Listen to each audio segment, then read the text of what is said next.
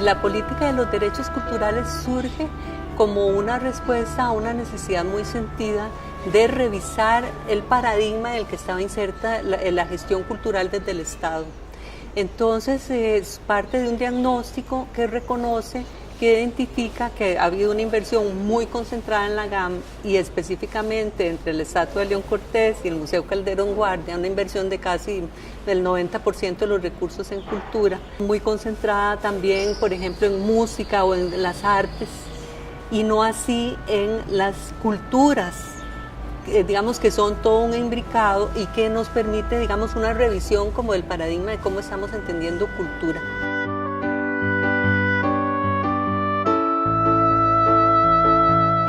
Empezamos a reconocer que cultura son esas diversas manifestaciones, prácticas culturales que existen en todos los territorios, que no es cierto que hay unos que tienen cultura y otros no tienen cultura,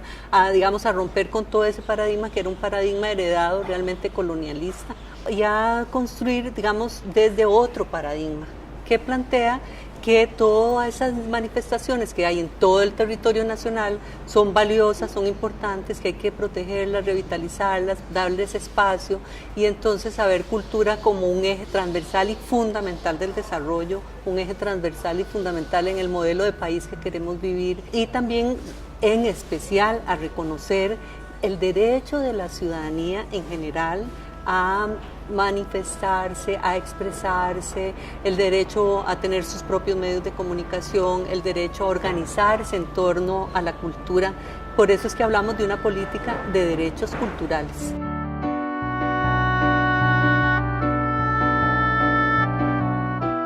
La política tiene 5 líneas de acción. La primera, que es acceso, disfrute y participación en el ejercicio de los derechos culturales.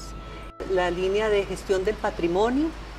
la línea de economía y cultura, fortalecimiento institucional y los derechos culturales de los pueblos indígenas, que es muy valioso porque esta fue una de las primeras veces que se hizo una consulta tal y como dicta el convenio 169, digamos, de que había que hacer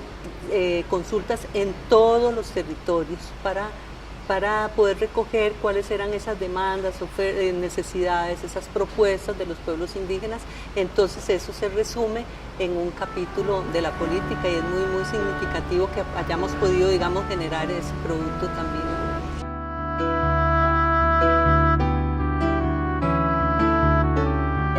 Un bosque biodiverso aquí en el trópico es algo muy voluptuoso. Yo creo que la cultura es así. Cuando la cultura se cuida y se protege y se acompaña y se apapacha, la cultura tiene esa característica de ser algo efervescente, voluptuoso, en permanente transformación, algo profundamente vital, casi como la sangre en las venas. Yo en estos años, posiblemente por estar aquí, pero desde antes que vengo, digamos, como ese trabajo de acompañamiento y animación, me doy cuenta de que eso está creciendo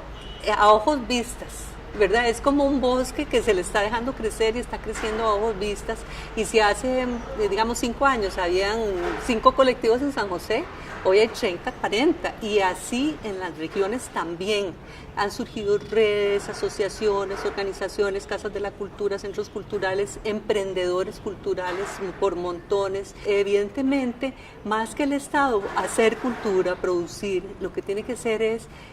digamos, establecer las medidas para acuerpar esos procesos que son tan dinámicos, simplificar todos los mecanismos de reglamentación, facilitar la vida. Y lo otro es la ciudadanía cuidando, defendiendo el Estado, pero también vigilando que los recursos estén donde tienen que estar, que se gasten de la mejor manera posible, ese trabajo colaborativo entre todas las partes para cuidar esos bosques de la cultura. Yo siento que estamos caminando hacia allá. Antes se veía a alguien del Estado como algo muy ajeno y ahora, digamos, el mismo tema de los gestores culturales y todo permite que nos lo veamos como algo muy cercano, como algo muy ahí donde podemos sentarnos en torno a la misma mesa, y es una mesa redonda donde todo el mundo puede aportar diferentes recursos, conocimientos, experiencias, posibilidades para cuidar de nuestro bosque tropical de la cultura. Entonces esa es mi utopía.